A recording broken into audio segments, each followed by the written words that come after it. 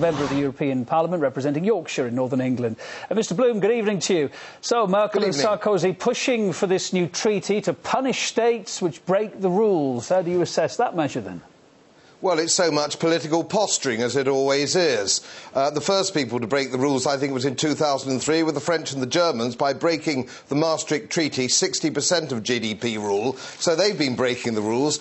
Everybody's been breaking the rules. They continue to break the rules. And, of course, now we have, quite against treaty obligations, we have the ECB buying sovereign debt in the secondary market. So the whole thing is a complete shambles, and they're trying to strap sellotape all over it, but it's not working. The thing is, we are now witnessing the end game. It's over. If the euro had been a horse, they would have shot it. OK, well, so if anything can come from the ashes, we're talking about this fiscal union being created for all 27 members of the EU. I know you don't believe it, but do you think countries outside the Eurozone, like Britain, would ever agree to it?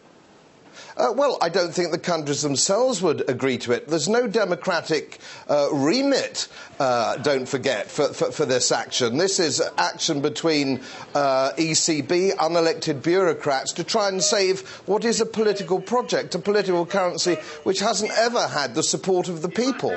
And Germany, the whole euro project has been a German horse with a French jockey, as we see today. Nobody else has been mentioned. The other 25 countries haven't been mentioned. This is all about Germany and France. And, of course, suddenly people in Germany are wising up to the fact that they're the ones that are permanently putting their hand in the pocket. And democratically, I don't think it's sustainable.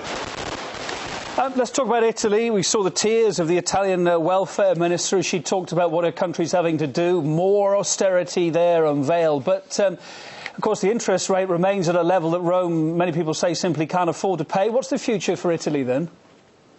Well, their national debt is a 7% coupon, which is just unsustainable with their economy. It's the same with the other economies. Not incidentally that the United Kingdom is any better. The United Kingdom is in a terrible situation as well, but they're not locked into the straitjacket of the euro. The only way out of this is growth. And, of course, the thing that restricts growth in economies is regulation and taxation. And that's exactly, of course, what the European Union want more of. They just don't get it, bless their cotton socks. They don't get it. I give the thing months rather than years now. Well, it seems the UK's Chancellor George Osborne agrees with you partially. At least he's been preparing Britain for the collapse of the euro. I mean, how likely? I mean, you're saying it's a couple of months away. Do you really think that is likely? You're a man convicted. You've got strong convictions about this, yeah? Well, no, I'm a professional economist. I've been 35 years a professional economist. This isn't about politics. This has been about economics. And I've never known in the history of the world politics beat economics. Water doesn't flow uphill. That's the long and short of it. Forget my politics. It doesn't really matter. The long and short of it is this project is doomed to failure. It was always doomed to failure. And moreover, I would have the people responsible, and I've said this on your programme before, I would have them arraigned. I would have a fiscal crimes tribunal. I would like to see some of these people sent to prison. OK, thanks for your thoughts. Godfrey Bloom, MEP for Yorkshire on RT tonight.